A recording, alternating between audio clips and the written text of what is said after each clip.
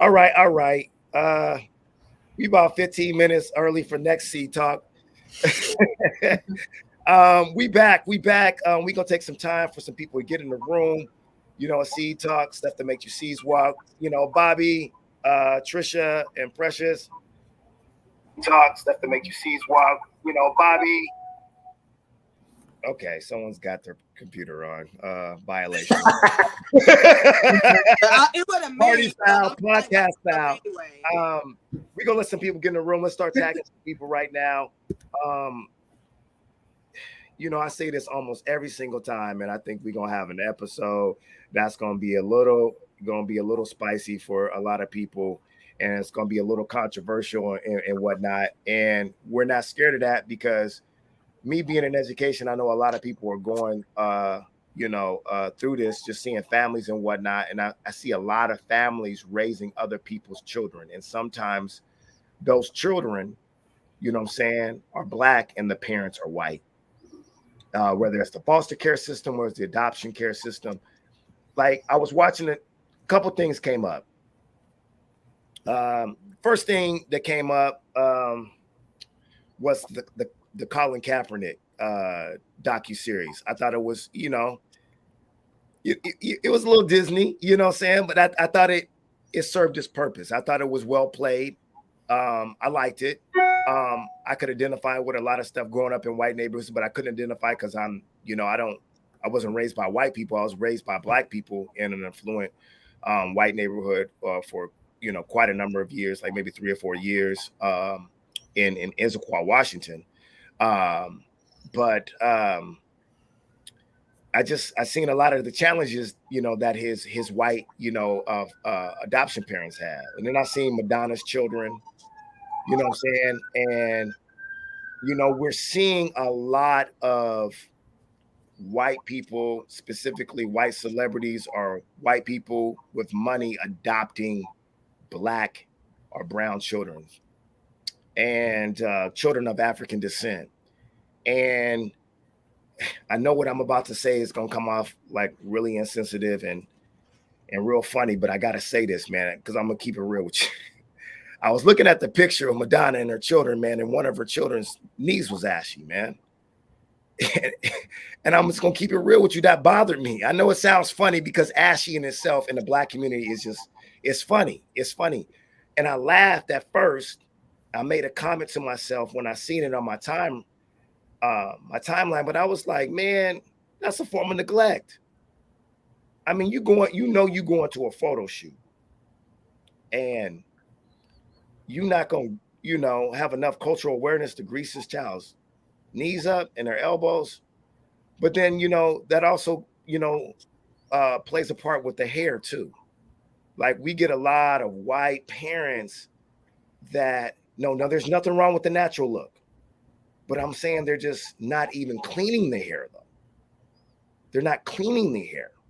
There's nothing wrong with natural nappy hair. But it's evident that their style is no style or they don't know how to do the style and they think that's okay. And my thing is, I can ride with the argument that's a form. I can see how people can say that's a form of abuse. It's a form of neglect. If you know that your child needs a certain level of attention and given a certain level of awareness to survive in this world, or else it can have problematic outcomes. I would say that's a form of neglect, and a form of neglect is a form of abuse, blah, blah, blah. I don't want to get in the courtroom right now. But I just see a lot of white parents adopting children, black children, and just thinking that, hey, kind of like the Colin Kaepernick thing, like, we're giving them a place to live. We're the white saviors, and that's enough. We're protecting and providing. And a lot of times the protecting and the providing means we're protecting them from the mistreatment of their black family, and we're providing what they can. That's what I'm seeing sometimes. I'm not saying I'm seeing that all the time. What I'm saying is there's a reason why there is a predominantly a large amount of Black parents that want to adopt that aren't eligible to adopt children that look like them. And so, Trisha, before we even, dig deep into this other thing, was just really talking about, man, like, we got to start at the root. There's racism within the adoption process. And I wanted her to, build on that while we tag some people. So go ahead and build on that. Well, within the system, there's racism. The overwhelming majority of the social workers that are involved in the adoption and foster care process are white, normally white women, and they don't necessarily have a metric that examines completely what a Black child would need in a home. So these things like, um, health care, which as she needs, all those things, those aren't things that are evaluated in the initial placement, which should be, because it should be about the complete child, their mental, physical, financial, and social well-being. They tend to focus on the financial and possibly the situation of the parents or their relationship. They concentrate on those things, but they ignore the rest.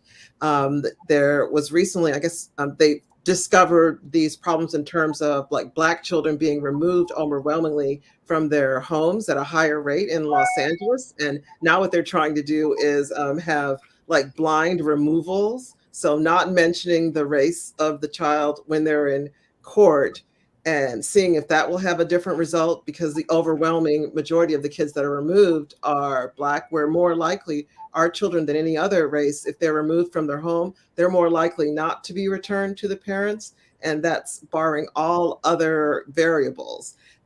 We Black kids in 2018 only made up like 13.7% of the population, and yet 22% were in foster care. So it should be similar, but it's not. And as long as we ignore these other variables, the fact that our children are being placed overwhelmingly with white families, while there are Black parents, single as well as in relationships, that are willing to adopt, but the hoops that you have to go through because they focus on that financial and relationship status, that's inequity. That's a systemic inequity that needs to be addressed. And too often I've found that, when our children are placed with white parents, and then they realize that, okay, we need to worry about things like their hair and stuff, then they're looking for free advice from the same Black community and feel, oh, can you tell me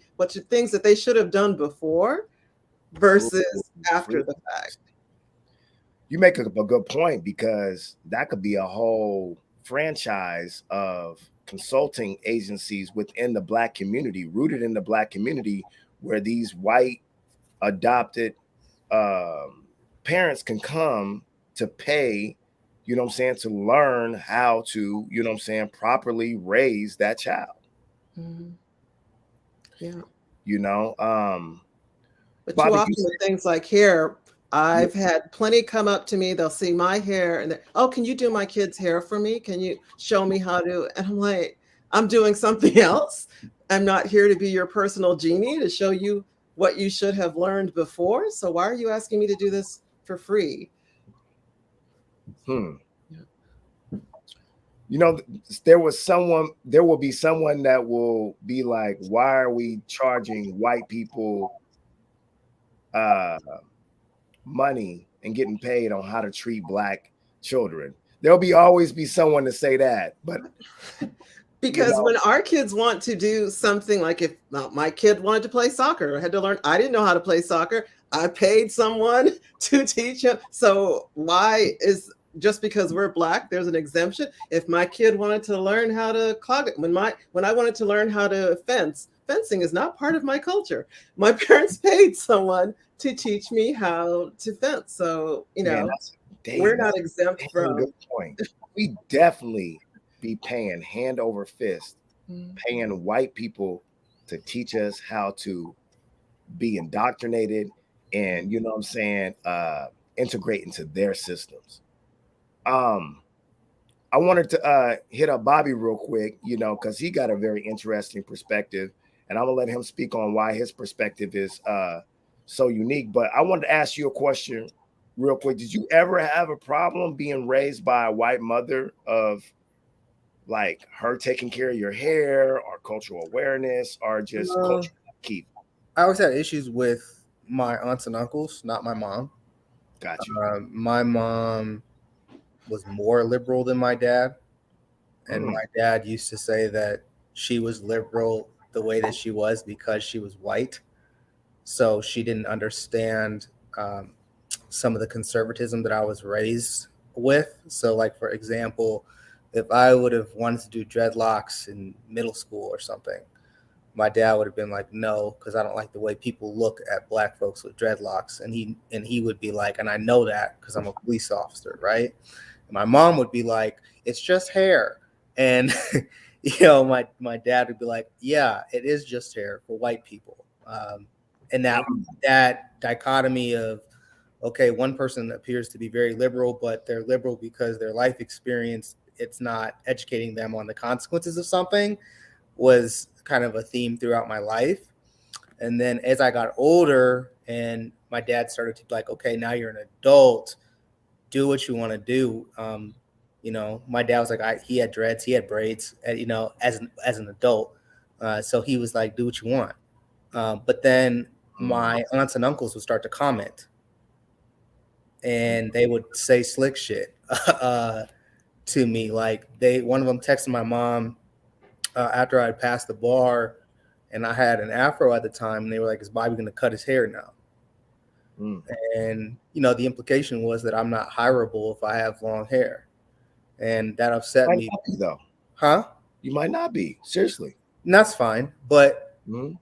my position is that one, I'm not your magical Negro. Right, right. I get it. Yeah. Just like the rest of the niggas out there. That's what I always wanted to say. Um, I always wanted to say that. And I always didn't out of respect for my mother, not Yeah. out of respect for my dad. I did that out of respect for my mother because I never wanted her to feel alienated around them. But the aunts and uncles who would make comments about, you know, when I have braids, wearing a do rag, or it told me what they thought about people like me that weren't me. And that's what I took from it. And so it made me really look at those people as like, yeah, I'm related to them, but I don't trust them to treat my friends well. I don't trust them to treat people like me that they don't know well, even my yellow behind. And I'm just yellow. So I could just imagine the friends that I had with darker skin, with different texture, with even more coarse hair. I could only imagine what their thoughts were when they saw those people.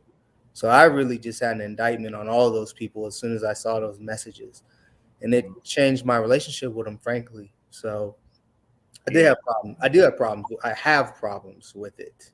Yeah. I ended Yeah. up sending people long text messages about the Zulu tribe and length of hair and how this stuff has meant something to Black people for centuries, for hundreds of years. White people too. Saying, like this stuff has been more than hair for a long time for a lot of people. So yeah, I've had issues with it. Yeah, we want to get back because you informed me. I didn't even know that you're going through an adoption process, and so I want to come back to that. But I do want to get to Precious, man, and because Precious said she had a personal story to talk about also. Precious, you there? Oh, you. My bad. I thought you were still talking to Bobby. Okay. But No, yes, you said you had a personal story to share about the yes, adoption process. yes. My Yeah. nurse that was prepping me for my first surgery. This is now 2, 3 years, going on 3 years ago. As she was prepping me for my surgery, like things I need to do, things I have to, medication I have to take or whatever to have a successful surgery. I noticed on her phone it was a black baby or maybe biracial. And I said, "Oh, so that's your baby?" And she's like, "Yes, it is." And and she was showing me all the pictures on her phone, all the baby. It like a happy baby. But I then saw that her husband was white. I was like, what's going on here? I said, what's going on here? The math. I did. I said, what's going on here? And that's when she adopted him. And I looked at her even deeper. I'm like, you and your husband, this white man in the photo, y'all adopted a black child. And said, yes, we did. I'm like, why? I did say why. And she told me, long story short, it was a long story she told me, but long story short, she couldn't have children. She had an issue. I keep forgetting what that, Trisha, you probably know it started with an E. I can't pronounce it. Endometriosis. Yes, that's what it is right there. And she couldn't have kids. At the time, I think she was like 5-6 years older than me. But anyway, so they went through the system. I guess they didn't go necessarily through the foster care. I think they went another thing. I think it's a difference between adoption and foster care. So they went through the adoption services agency or whatever. And they kept trying to get a child. And it always fell through. Like, I guess they get outbid by the other parent or whoever. I'm not sure how that works, but apparently you say you want this child, and they tell you if you were able to get the child, you're not. So it was going on for 2 years, she said, until one day she came to work, and there was this child who was about to be sent for adoption, and that child just happened to. It was a black child. She said she saw, and she said, "Can I adopt this child?" And she was like, and I like, you didn't have a problem with it being black? She said, no, I just wanted a baby. So she said she called her husband. He came up to the hospital. She looked at and said, we'll take him. We want him. So they went through all the paperwork. She said it was a loan service, and the price that they paid, this almost made my eyes open. They paid $25,000 in order to adopt that child. Well, that's another aspect of. I know that, but I'm just saying, like. Well, I'm just saying that I feel like that is another aspect, another arm of the institutional racism that exists. Yeah, in a form of privilege. And I asked, I would look at the picture. I'm like, is that child happy with y'all? And they said, yeah. I said, how did your family? I said, well, how your family took it? Well, yeah, we can get to that. I wouldn't. The reason why I made that face is because how do we know? I just looked at picture. I think when I'm a child, what made me happy at that time, is very superficial, and it's changed as an adult. Right. Feel me? What made me happy is if I had a nice supply of the newest GI Joes, and you know what I'm saying, matched by his cars, and I had my electric football game, and those things made me happy. But as I got older as an adult, it was the things that had no material value but had intellectual or emotional value that meant the most to me. Yeah, and those were things, for the most part, even though I was around white people for a considerable part of my life, enough. I can honestly say that the things that give me the most eternal happiness and peace did not come from white people at all. It came from Black people, my family, people that look like me. And that stuff is gold to me. It will never spoil. And they made me the best version of who I am. But my thing is this, Bobby, did you want to say something real quick? I have a question for you. All right, go ahead. Build on it. You mentioned that you grew up in a Black family in an affluent white neighborhood for a considerable amount of time. Well, I just want to say that was probably about 3-4 years of my life in Issaquah.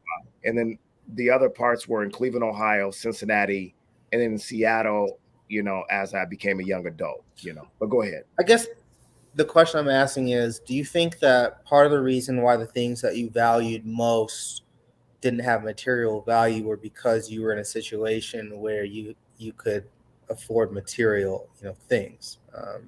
a lot of times people just value what they don't have access to. So you I don't. didn't have access to material things like that.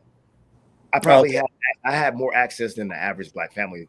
I'm never going to be the one to deny my privilege that I had. Yeah, okay. in the regular scheme of things in the black community in Cleveland and Cincinnati, well, not so much in Cleveland. We was it was rough, but in Cincinnati it was rough. But the the Crawford Lumpkin family was above average in our black community, without a doubt. We were established because we were educators, we were factory workers, we were established in the community. Absolutely, absolutely. Okay, that's curious. I come from a very culture, a very privileged, um, earned privilege black family. I will say that. I will say that. Okay. We were definitely above average. I come from educators and factory workers and um, yeah, I, no, I came. I Yeah, wasn't trying to. I wasn't trying to G check you. I was just. no. I was just trying to be. I'm just trying to be completely honest. Transparent. Because you Okay. know how some people are like, yeah, I grew up rough.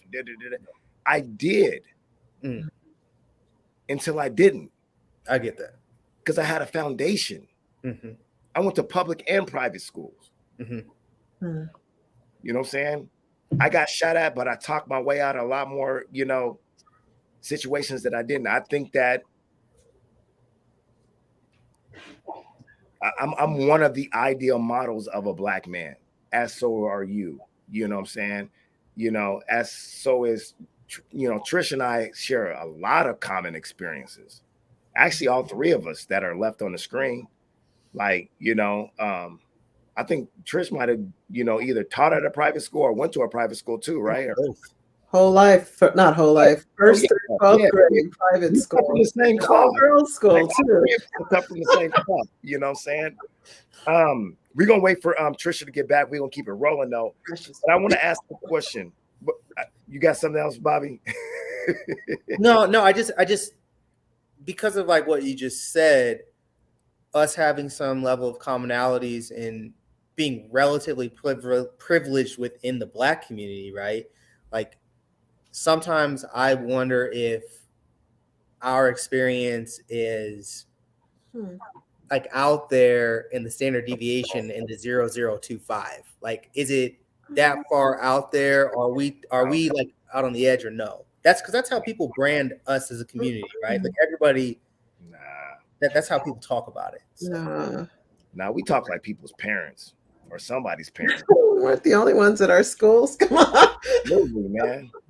There were lots So of we talk, and I'm not trying to disrespect anyone's family, but y'all know what we talk about. We talk like that family member who's always on that. But we can do it. That's how we talk. Yeah, but we can do it though. And there's some family members like, yeah, we can, but we're the family members to be like, yeah, we can do it. One thing they can't take away from you is your what? Knowledge. yeah. We're those family members. One thing they can never take away from you was that knowledge. So Trisha, I'm curious when you talk about adoption, and Logic kind of brought this up earlier. Mm-hmm. Do you think that child abuse, or I guess what I'll call cross-racial, they call it transracial. Transracial. I don't know what that means, but do you think that what they call it, that's worse than any other form of child abuse? And the reason I asked is that growing up, I had a person who was loosely connected to our family and two black parents, but this girl's hair was never done, and she went to the same middle school that I did, and it was all black kids. And I knew for a fact that it would have been terrible for her to go to school every day because she was going to get roasted. Mm-hmm. And I remember telling my mom, who was white, that my cousin, or whatever we want to call this person, she needed an intervention because I didn't think it was fair that she had to go to school and get roasted every day. Mm-hmm. So my mom, who was white, who had raised help raise my older sisters who were also Black, had taken them to hair salon, started taking my cousin to get her hair done because her mother wouldn't do it. And I remember thinking, okay, you're Black, you understand this. Does that make that different? Does that make that worse? Or is this all just the same? Is all this abuse on the same level? I think in some respects, if a Black parent neglects their child's hair or how they look, they will hear it from other Black parents. And there's probably something going on financially or some sort of, like, I don't want to say straight to abuse, but there's something else going on in the household so that we pick up and will intervene in that case. When white parents do that, that's all under the assumption of they don't know how to deal with it. We're not going to investigate further. Okay. When Black parents do it, they'll investigate further. I had a relative who was a foster parent for many years. He and his wife for many years, and they lived down in Compton, and they had plenty of kids that came in and out, and they would remove them, even the ones that they wanted to adopt. They were like, no, you can't adopt them because your income isn't, but it was fine. Their income was enough to have them as foster children coming in and out. But when it was time to adopt, they're like, no. And they were like, we would be fine with not receiving the funds that you get as a foster parent. We just want to adopt that child. It was absolutely no, not. So yeah, but they took care of their kids. I just think it's I don't want to call it hubris, but if you adopt a child from another culture, you should at least have, or race, you should at least have enough respect for that group of people to ensure that you're keeping them connected to that culture. That's one thing I do respect about Angelina Jolie and the kids that she adopted. She still kept them connected, and her daughters, and their hair looks right all the time. But then you see other people, like even the story that Precious was talking about, like, oh, I wanted one, and there was nothing in that in terms of, okay, did we reflect about, can we provide this child this? It's no, I just want a baby. I want this baby now. That's shouldn't be the reason or the main impetus for adopting any child. Just that, well, I just want one. So this wasn't your first choice, clearly, because normally the first choice, unfortunately, I shouldn't say healthy white babies are the first choice. You didn't get your healthy white baby, so you're like, well, I'll take one of those. Yeah. Like we're not replacements for what you really want. And then it makes me wonder, when you raise them, are you raising them as the replacement that has we don't need to worry about that race stuff with you because you're my replacement for a white baby. So you're just my child. Versus ignoring when they grow up. I once went out with a guy, and this is totally related, slightly related. He was adopted and raised by a white family. I used to think that he did performative Blackness to the point that I was like, we can't go out anymore. That what he thought a Black person should behave like, the stereotype, he amped it up to the point that I'm like, I was embarrassed to be around. I'm like, why are you? Well, because I'm hard and all this. And then, yeah, my parents were white. And then I'm thinking, they should have prepared, or did they give him ideas that Black people are like this? So, that's how you're supposed to behave. There's no way to behave that's Black. So I would love the people to realize we don't all act the same way. Keisha has chimed in, and I really appreciate her comments. She says she is a social worker. She said the system is not set up for Black families to have the opportunity to adopt. The home study process is super subjective, and Black people are judged more harshly. What's up, Keisha? That's my sister's best friend. That's right. She also said oftentimes people want to come in as a savior to save the poor parent, less Black children, or earn their wings to get into heaven because there is a religious place or religious piece to some agencies as well. Absolutely. Yeah, pop culture media and the film industry, they've definitely been accomplices and accessories to this. You know what I'm saying? When we look at how specifically Black mothers have been portrayed. I read something on a meme or something like that, and I felt like it was really funny for the time. It says that Halle Berry has got to be the worst Black mother in movie history. And if you look at the roles, no, look at the roles. This most recent role that she took, what's it called? Bruised or Yes, it's called Bruise. Yes. Bruised, right? She's the MMA fighter, horrible mother. Was she just wasn't a good mom, point blank. I would hate if she was the mother of my child or if she was my mother. Not good. And then what was the one, Monsters Ball? Mm-hmm. Losing Isaiah. Losing Isaiah. 911. So can we say typecast, everybody?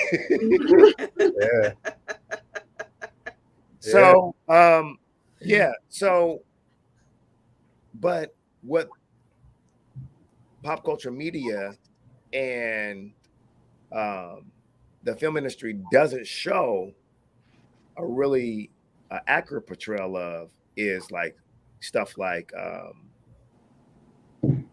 wet nurses, Black nannies, you know what I'm saying, who actually took care of the kids that would actually grow up to oppress their children. Mm-hmm. You know what I mean? So, as Trisha said, like, let's look at the foundation of how all this, the foundation is really white people not willing to raise their own children and Black people actually raising, their children and teaching them, you know what I'm saying, a way of life, and a lot of times giving them some decency and making them think twice about the parents that raised them.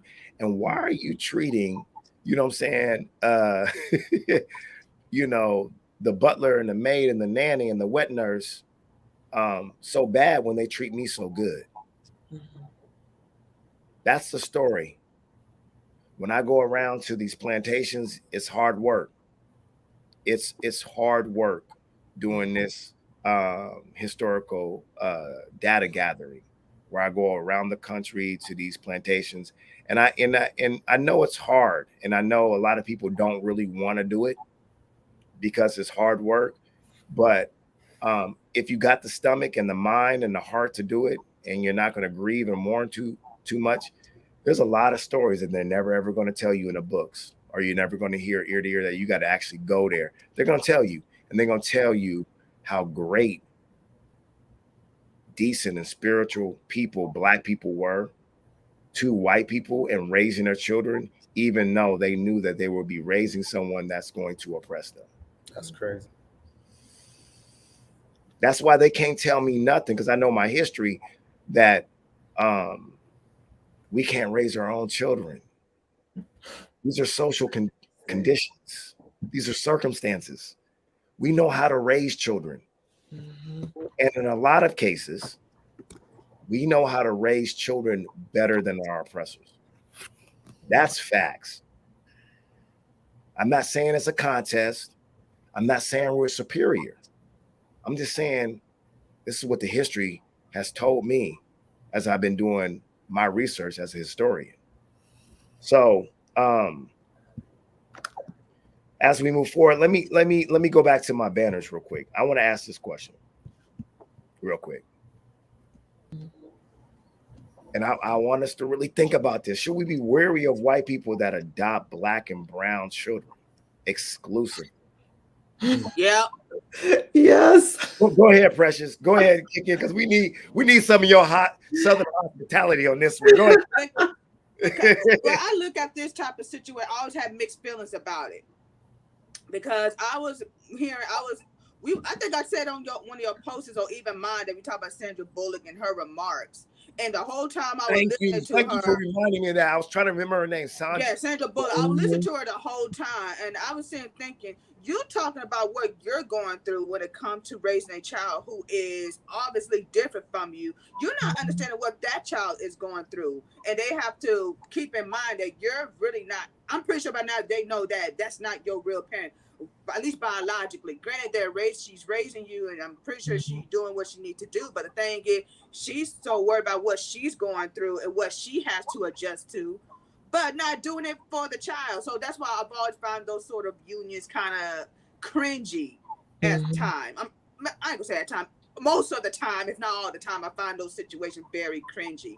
But the other side of me is like that. But of course, racism plays a role in it. I was like, if you don't want these white people raising these children in the foster system, what are we doing as a community to get them and raise them ourselves the way that we feel they should be raised as Black children in this country? So that's why I say it's a tough thing to really fight against. But if we're not adopting those children, I see that's one way to look at it. I'm gonna But say we that. used to take care of we each other's normally kids, but do. we didn't use adoption and all that. It was just that they moved in and they They just lived moved with in, you. yes. My parents raised four other kids other than the two that they gave birth, just boys that were in the family. They came to live with us. We didn't go through the whole process of adoption. There were other people in the neighborhood that did the same thing, but something happened now where the state comes in or social workers come in, they remove the kids and then they bring them somewhere else. So they're removed from the community. It would be great to get back to the point where we just took care of each other, that we didn't need the official like adoption name or saying it was adoption. I don't know I'm what glad you happened brought that up, to Trish, because change my that. mom had done that for many of my brother friends because their parents was Yeah. missing in action, like something happened or whatever. Mhm. So my parents did took them in, and they stayed with them for like 2-3 years until whether the father or the mother, whether they got themselves together, whatever situation they were going through was resolved. They did stay Yeah. with us. My mom did take care. My parents did take care of them. We did that for I'm Yeah. gonna say from '97 up to maybe 2003. That little Mhm. window there, we was having a lot of our friends that unfortunately the Black parent was going through something. We did take them in. There Yeah. wasn't no social work stuff going on back then either. It's Yeah. so funny you brought that up. You are so right. Yeah. I don't see that happen much anymore. At least And yeah, if it is, I'm not aware of it. Oh, it we had definitely. family that, or there were relatives, unfortunately, during crack epidemic, Mm. that their parents were strung out on crack. Then my dad and my mom were like, okay, they're staying with us. They stayed a couple of years until mom, usually it was mom, got herself back together, and then they went back to mom, or maybe they would find their dad and then they go to their dad. But it was just like it was a temporary thing that people used to do to step in and help. But then once, I guess, we assumed, oh well, the state does it or a social worker will just come in and do it. And once the social worker comes in, it, well, data is showing that when that happens, they're more likely just to be removed and they're not coming back. And so I am unfortunately very leery of white people that adopt Black and brown kids. And um, also because of things like, remember that couple that killed all the kids. I mean, I'm probably a suspicious person. So Yes. Are you talking about that white that the white yes, two women couple that adopted I think those there were like kids 5 or 6 and kids. They just that drove situation there. up. And I mean, that's an extreme like example of physically doing that. But I think they're also in many cases doing harm in terms of not preparing them for the reality of being either a black man or woman. They're not prepared to really prepare them for the best possible outcomes when they're an adult. And raising kids should be more than about just they have enough money or they're part of a certain religion. Mhm. There's more to Yeah. raising kids than I just. wanna I wanna add on to something real quick because I want to go back to what you just now said, but Precious is right. I can't put my finger on it, but that's how we got down.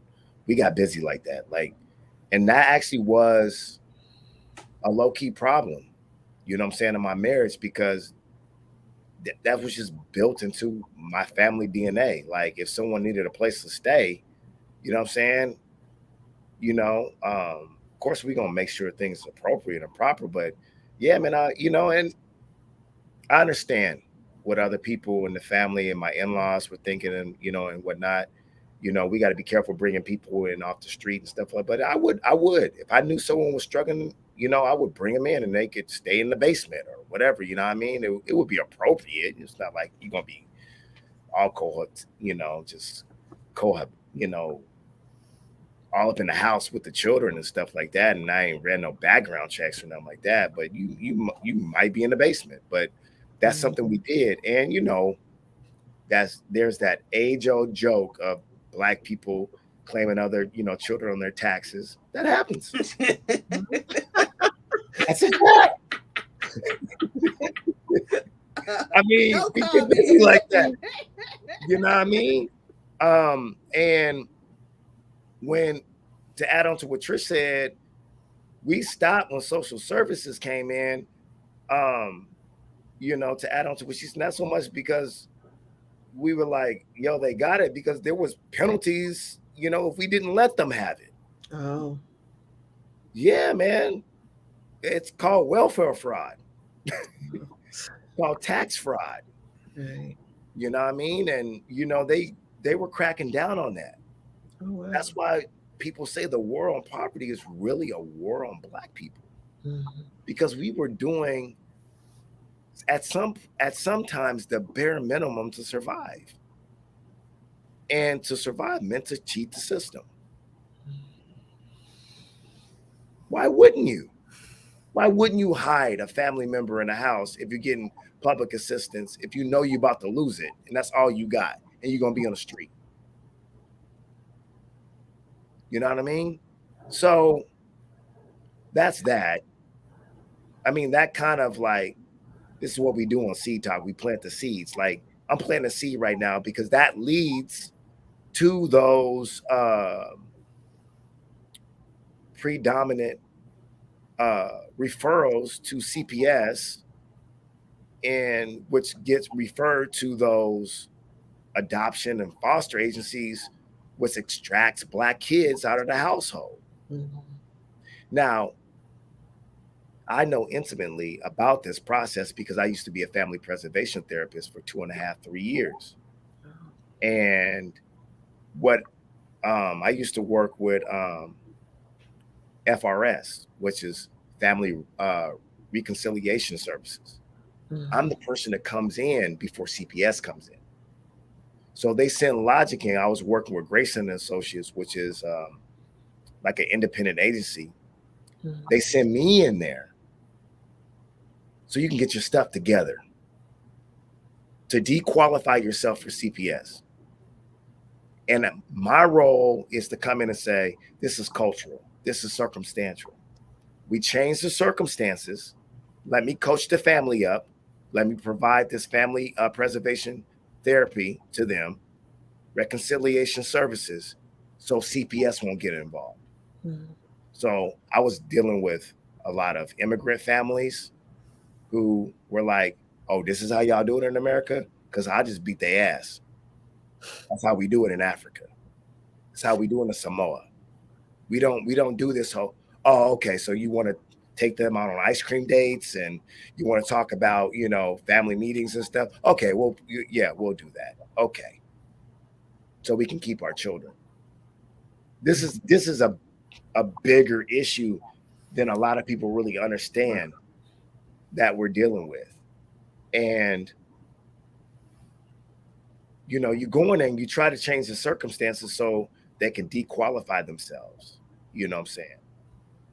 But my question is this: how much of is it of a reach if someone says the whole process of the adoption agency, the foster care, extracting black and brown kids and children from their families, it's just a continuation of the slave trade and human trafficking?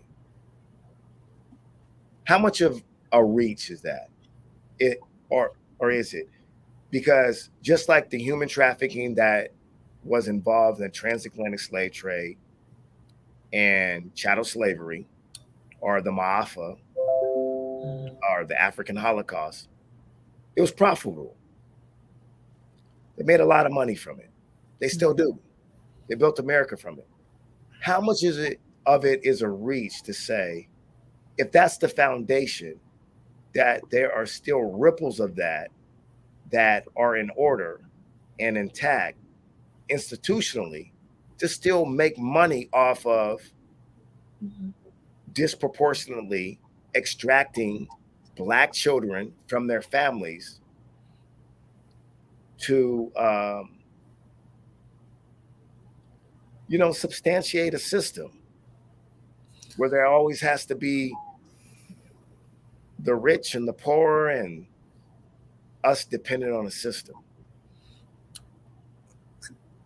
I think the comparison is strong when you talk about convict leasing, and I don't know if I talked about that on this program or I just talked about that with you personally, but that actually came after slavery, where they tried to figure out a way to replace it, and so institutions would essentially buy Black bodies from the prison population who committed minor infractions, and then send them off to different places to never be heard from again. If you look at the Black codes as a set of arbitrary laws that had a cultural angle, in order to basically take an entire culture and make it criminal, then you can look at the qualifications that are used for adoption and say those are new Black codes. And the foster parents and the people who get these children are the new privateers that took the Black bodies during convict leasing. So I actually think that comparison is really close. I think that the difference is that there is a good wrapping on that present, because there's going to be people who benefit from it, and some of them are going to be Black, and they're going to be the poster children for this type of thing, saying, well, look at this person who would have been raised in this other scenario.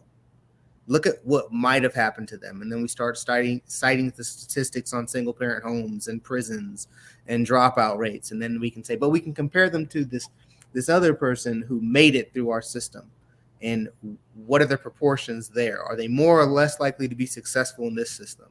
And if the statistics bear out that some of those Black children who are being adopted are faring better than the ones, or being taken out of their home are faring better than the ones that are staying, then there's going to be a great argument for those people saying, actually, no, this is a good thing, even though it does mirror convict leasing. And they won't put it in those terms. They'll just say, well, it's a shame that those, like Precious said, it's a shame these Black people aren't able to be raised by their own community. But as you can see, we saved them. And that's a tough one to get around if the statistics bear it out. I don't know if they do. I don't know that. I just know that, like I was saying, the comparison to convict leasing is really strong because it's the idea of these private institutions and public institutions. Like, for example, in Seattle, you have the Casey family. Casey Family Organization is not a government agency. It's like a nonprofit, right? But obviously they have money in their pockets because the Casey family is very wealthy. And they're involved in child services, etc.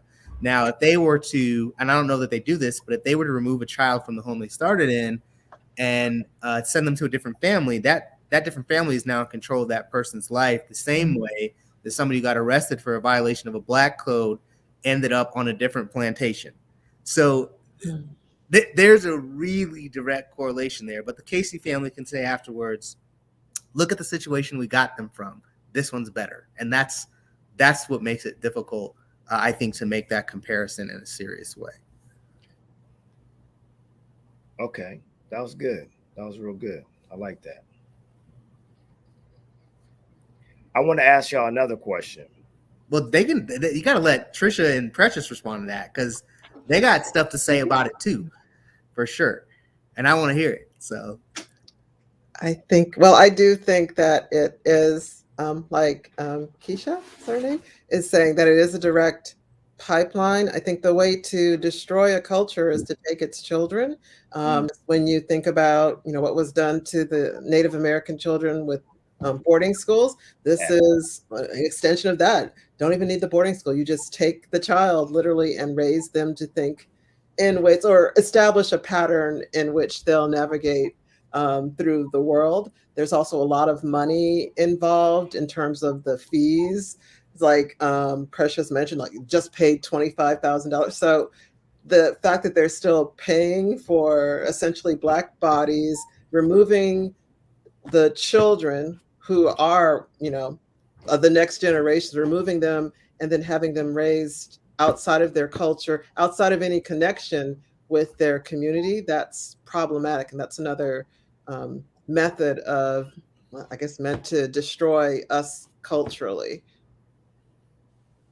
Yeah, I think it's really no different than how teachers look at Black children, Black and brown children. Really not much of a difference. Once they detect something is wrong by their own Metrics. delusional standards, they get sent to that pipeline. So yeah, I don't think it's really that much of a difference. I really don't.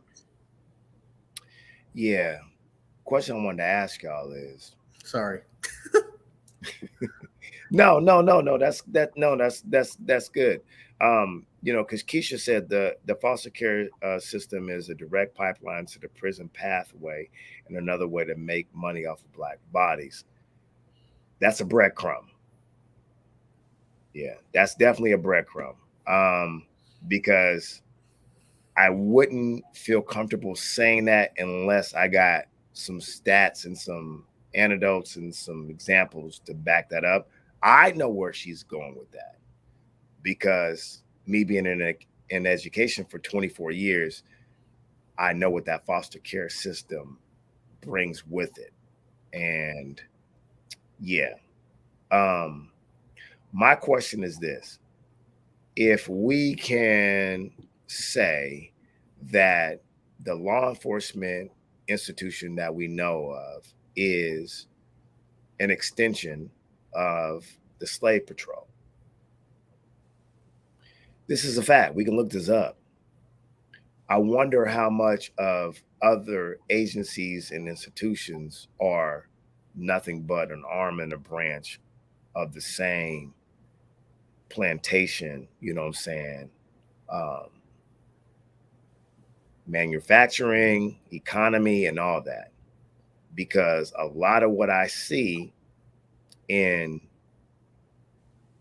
white parents adopting Black children mirrors what was happening in slavery.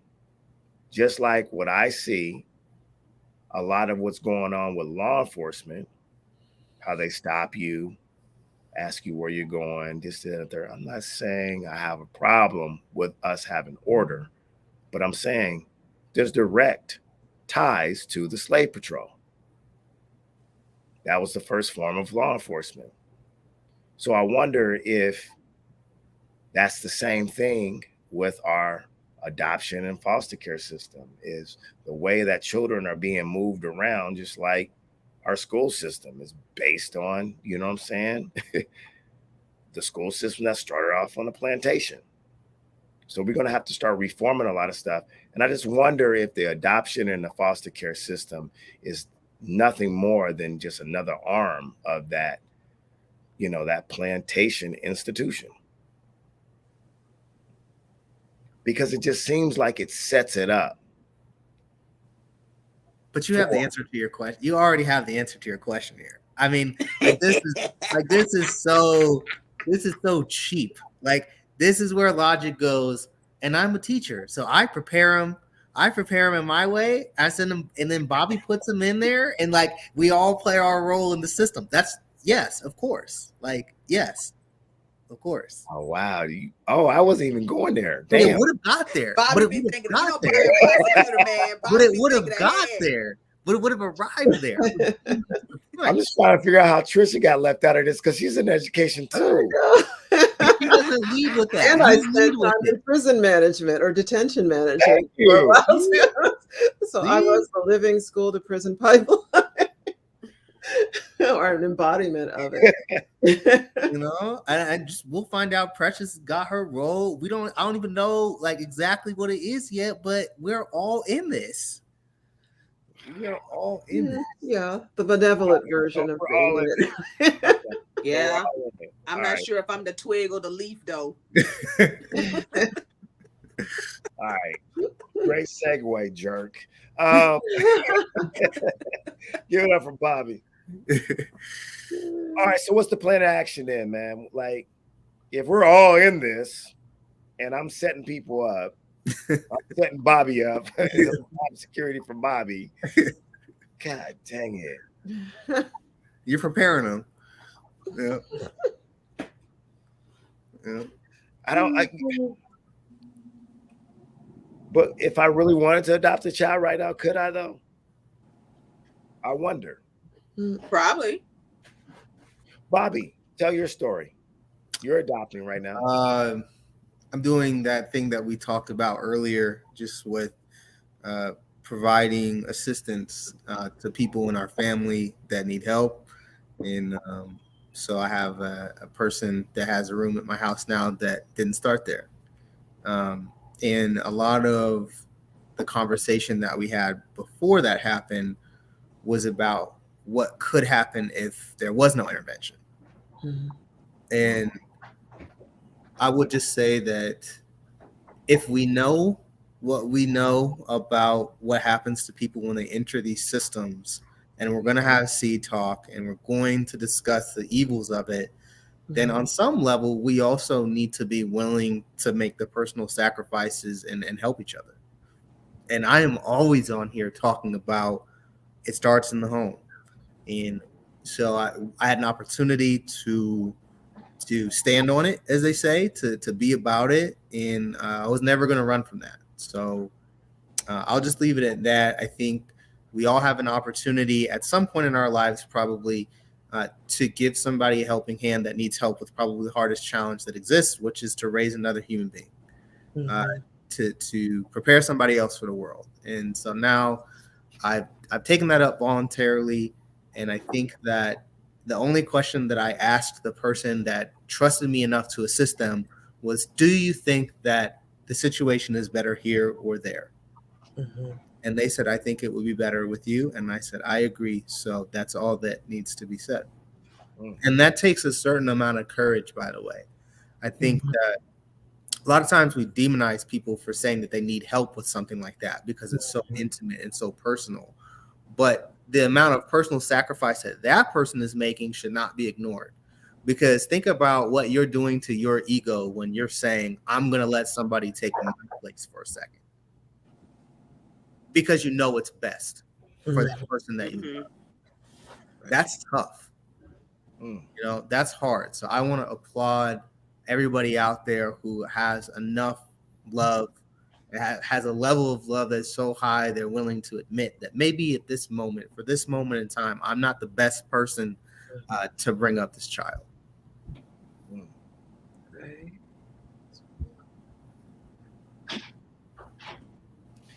That's your plan of action. That's good. I'll go next, man. I just think that in every community we should have a network of homes that are safe places that kind of like the Green Book. I have a couple copies around, and they were reprinted. I got it from Harry Beecher Stowehouse. I actually liked the movie too, even though it was kind of cheesy. But anyways, just neither here or there.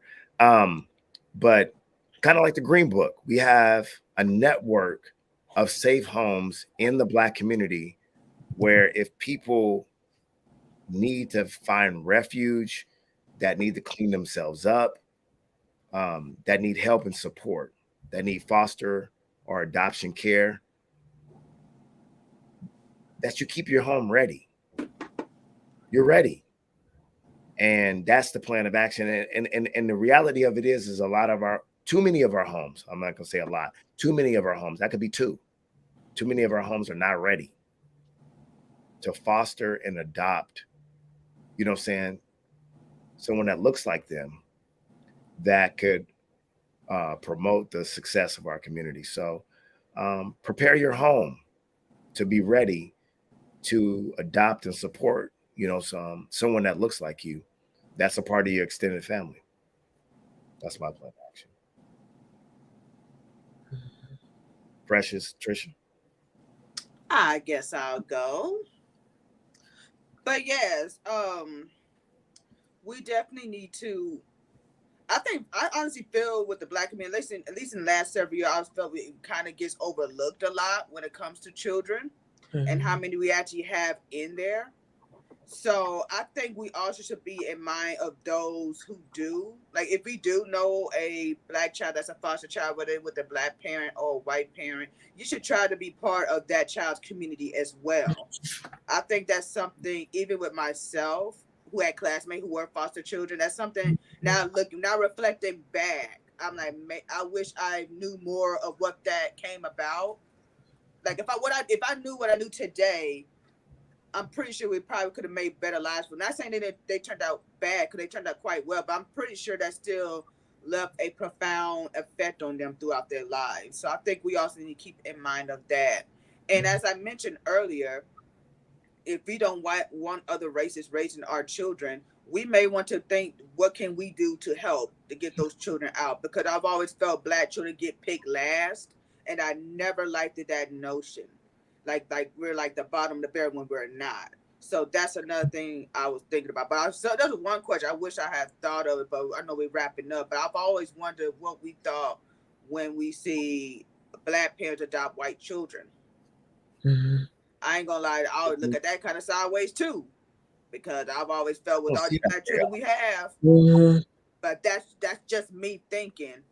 I feel that as much as black children get picked over a lot, I said my first, if I had to do it, I would, if I could, I would like to have a black child, because it's easier to that child to relate. It's easy for me to teach, whether it's about their hair or how the world operates, the way they think. I think it'd just be so much convenient for them.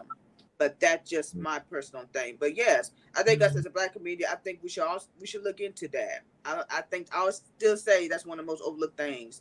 I'm glad we had this conversation. Yeah. What are you about to say, Bobby? Hey, that's a part two though. That's a part two That because part two. Okay. no, Part two. no, Okay, my bad. no. What I was gonna say is that's a part two because I ain't never really thought about. I don't think I've ever. Man, I'm trying to think of a black couple who adopted a white kid. Let me think about that. That'll be a part two. That'll be a good part two. What you think, Trish? I think, well, first, developing a strategic intervention plan. So before it gets to the state that children are being taken out of the home, I think particularly for Black parents, we need to learn what can have your child removed from the home, particularly in terms of corporal punishment. So we need to have open discussions about how far is too far, because even some of the threats that I've heard other Black parents, and I will go and tell them that, you really shouldn't be saying stuff like this in public because somebody else can hear. And next thing you know, CPS is at your house. And just knowing what the procedures are to have your child removed out of the home. And also, if you find yourself resorting to that, getting some therapy and intervention early on. So, working on your own issues, because usually it's because you're frustrated or something else is going on with you that you'll escalate it to that point. And I know, oftentimes we talk about the fact that I guess we kind of make jokes about it too, as well. Remember that the majority of social workers are white women. White women don't necessarily do that with their kids. And we can point and joke about the fact that, oh, they let their kids do whatever the heck they want. Okay, but they're the social workers. So if it gets escalated to one of them, you're probably going to have a difficult time having your child returned to your home. Be that safe place, like Logic was speaking. If you find yourself that you have the capability to be the safe place, or even the safe space for a parent to talk to before they escalate, talk to other kids when you see things go, build those relationships, particularly with foster kids, especially as they're close to aging out, because I know that they kind of just get cut and lost. And that's important as an intervention strategy, because eventually, they may become parents, and they could be those same parents that are having their children removed from their home. Mm, mm. But yeah, stop threatening to beat the living bleep out of your kids in public because that can get your. Oh, I'm a civilian. I'm a mandatory reporter. I know. Me Mafia. too. You know what that remind me of? You know what this remind me is the TikTok dude, this man who's a news reporter. He like made little jokes about kids acting up in the church, and you have to take it to the bathroom, show them Jesus. It was a very not literally. It was like a little spotty, but I have to say it to you, it actually was funny. You can't say that in 2021. He was like literally doing it, but he do it like in a newscast, like this just in at 9 o'clock. It was like real funny though.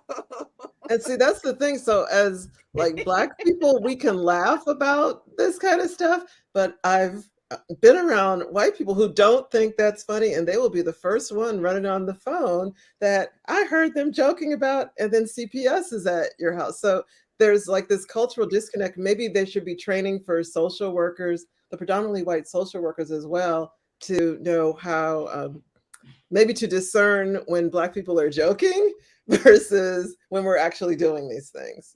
Nah, That we they, have a different they, sense of humor, maybe. they know when we joking because they laughing with us when we laughing at Bernie Mac's joke, beat him to the white meat. They know when we joking, but they also know how to fill out that paperwork too. So yeah, why Public Enemy said don't trust them. yeah. All right, y'all. Seed Talk.